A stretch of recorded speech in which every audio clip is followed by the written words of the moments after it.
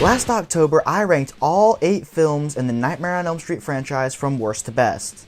Since I've wanted to make longer, more in-depth reviews for a while now, I thought I'd make a video about why I chose to put Dream Warriors in the number 1 slot. Dream Warriors is often compared to Terminator Judgment Day, one of the greatest movie sequels of all time, because they share several key elements. They're both sequels to iconic films that help define their respective genres, slasher and sci-fi action. They reintroduce the main character of the first film as a supporting character and present her as stronger, more mature, and more badass. The previous main character develops a parental bond with the new main character, and the villains of the films are similar to the villains in the first film, but are stronger and more powerful. There are many reasons why Dream Warriors works, but the primary reason is its characters. While most slasher movies feature an ensemble of bodies waiting to die, Dream Warriors features a genuinely memorable cast. This video will be much more in-depth than my videos usually are. However, I wouldn't quite call it a video essay because I'm not defending a thesis. I'm just going to go through the movie in roughly chronological order and try and explain why it works as well as it does. I'll touch on a variety of subjects, but we'll mostly talk about how the film develops its characters. Part 1. How the film defines its characters. The primary reason Dream Warriors is great is that it takes the time to fully develop each character. The first character we meet is Kristen Parker, played by Patricia Arquette in her first credited role ever. She serves as the protagonist of the film, more or less. When we first meet Kristen, she barely talks, but we learn a lot about her personality. She's creating art, listening to metal, and arguing with her neglectful mother. This scene also establishes several of her key traits. We see her compassion when she saves the little girl. When Freddy attacks her, we see that she is scared and helpless against her dreams. We also see that her mother would rather get laid than spend time with her daughter, conveying Kristen's need for a family, particularly a mother. I'm still having those awful dreams. Elaine, where do you keep the bourbon? The next character we meet is Max, played by a young Lawrence Fishburne. That's pretty much the only notable thing about him. Actually, the main character we meet next is Dr. Neil Gordon, played by Craig Wasson. His interactions with the kids show how much he cares for them. He knows their names and their problems, and is truly trying to help. We then get reintroduced to Nancy, played again by Heather Langenkamp. Her first scene with Kristen shows how protective she feels toward these kids. She understands what they're going through since she was in the same situation. Nancy and Neil hit it off. The relationship that develops between these two feels genuine. The actors play off each other well, and there are enough scenes of the two bonding that their connection doesn't feel forced or contrived. Next, we get a genuinely creepy scene with a mysterious nun, who becomes important later on in the film. There are 2 main scenes in which Nancy meets the kids. The scene in which Max gives her a tour, and the first group therapy session. These 2 scenes help establish the characters' personalities, as well as why they're institutionalized. Eyeball, played by Bradley Gregg, likes to build things. He makes a self-harm joke. But they won't let me have a knife. I might, But is earnest and optimistic. Kincaid, played by Ken Sagos, is snarky and sarcastic, but has a soft side. He's mad at the world and feels trapped. Joey, played by Rodney Eastman, has feelings for a nurse, but can't express how he feels. Jennifer, played by Penelope Sudrow, would rather be someone else than be herself. As soon as I get out of here, I'm going to Los Angeles to be an actress. I'm going to be on TV. Taryn, played by Jennifer Rubin, takes drugs to dull her pain. At least he wasn't sticking needles in his arm with a bunch of lowlives.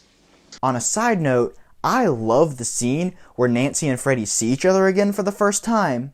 Nancy is surprised and scared while Freddy is angry. Oh my God. Nancy tells the kids that she knows about Freddy Krueger. Discount Nurse Ratched, played by Priscilla Pointer, doesn't believe her, of course. This character, Dr. Elizabeth Sims, is a cliche that works. Let's talk about Freddy. He doesn't have a lot of screen time in this movie, but he's at his absolute best here. This is when Robert Englund began to make the character both funny and scary, and Englund rides the line between the two perfectly. Welcome to prime time, bitch! The backstory that this movie gives him is terrifying and makes him so much more than just a standard slasher villain. Part 2. How the film uses character. The film assigns each character a coping mechanism for their respective fears. Taryn takes drugs, Kincaid hits stuff, Will plays a fantasy game, Philip makes puppets, and Jennifer dreams of being famous. In the end, it's their coping mechanisms that kill them. Philip's puppets, Jennifer's TV, Taryn's drugs. They die because they can't face their fears. Their fears are obstacles that they're unable to overcome. The film also gives Nancy a fear/obstacle, reconciling with her father. Next, the film gives each kid a dream power. While the film's lower budget is evident in this scene, I still like it. Kristen feels isolated, so she can bring anyone she wants into her dreams. Kincaid feels restricted and controlled, so he gains super strength. Taryn is a weak, repressed drug addict, so she gets to be a badass goth chick. Joey can't express himself, so he turns into Banshee from X-Men. Will would rather play a fantasy game than face the real world, so he turns into a wizard master. In the end, each remaining character faces their fears. Kincaid breaks free, Joey learns how to express himself, Nancy reconciles with her father, and Kristen gains a mother. I know this doesn't have anything to do with character, but when the credits roll and Dream Warriors by Dawkins starts playing, I get goosebumps every time.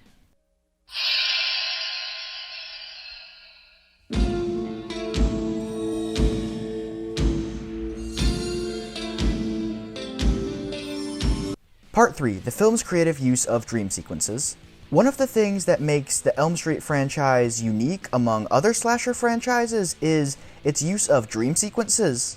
As I'm sure many of you know, the premise of the franchise is that the killer, Freddy Krueger, stalks his victims in their dreams.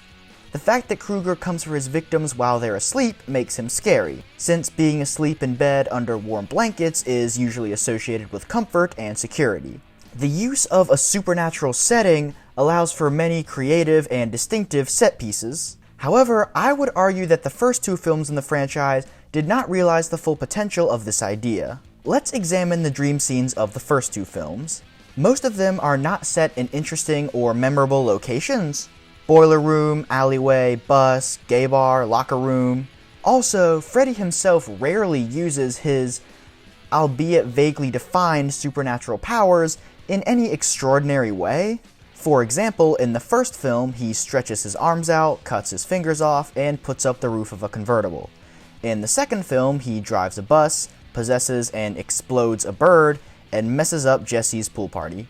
While there are some creative uses of the dream setting in the first two films, Glenn being vacuumed into his bed, the bus almost falling into a canyon, Freddy coming out of Jesse's body, most of the dream scenes are not very innovative. It wasn't until Dream Warriors that the franchise capitalized on the idea of a supernatural setting. The dream sequences in this film are much more fully realized than in the first two. Dream Warriors sets its dream sequences in eerie and disturbing locations. There's the room full of hanging dead bodies, the decomposed version of the house from the first two films, and of course the massive junkyard/boiler room hellscape. Dream Warriors also takes advantage of its supernatural elements to create unique and inventive dream sequences. For example, Freddy cuts out Philip's tendons and walks him around the hospital like a puppet, smashes Jennifer's head into a TV, and traps Kristen, Nancy, and Kincaid in mirrors. In short, Dream Warriors uses its supernatural elements in innovative and frightening ways. Part 4. Criticisms. Does this movie have problems? Yes, it has its fair share. The lower budget is very conspicuous. The CGI and practical effects are very, very cheap looking and stand out like a sore thumb. The tone can feel uneven. The film can be intentionally funny, accidentally funny, genuinely scary, or even awkwardly corny.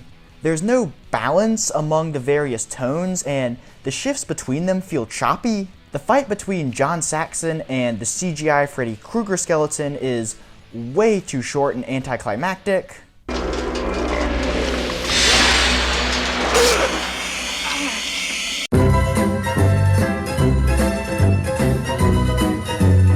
Absence of a musical score can make some scenes feel empty. The ending of this movie feels very abrupt. Nancy dies, brief funeral, reveal that the nun was Freddy's mom, sequel tease, credits. We don't get to see what happens to the other kids, how they react to Nancy being gone, or how they adjust now that they've faced their fears. To conclude, this movie has its fair share of flaws. While I see how these flaws could turn some people off to the movie, I believe that the good outweighs the bad. Despite the film's flaws, I still think it's one of the best slasher movies ever made, and possibly the best slasher sequel ever made. It builds up its characters so that they each have several defining personality traits, a coping mechanism, and a fear to overcome. Each central character has a strong character arc, the dream sequences are used effectively, and it wraps up many plot lines from the first film.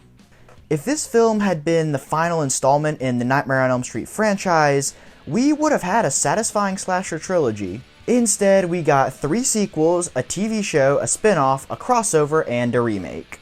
I guess the search for more money must go on. So yeah, that's it. That's my argument for why Dream Warriors is the best Elm Street movie. What do you guys think? Do you agree, or do you think that a different movie is the best Elm Street movie?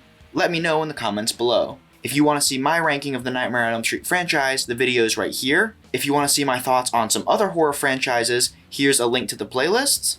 What other movies would you guys like to see me break down and examine? They could be horror movies, or they could be from a different genre altogether. If you like these types of videos, consider clicking that subscribe button for more videos just like this one. As always, thank you guys very much for watching. Bye.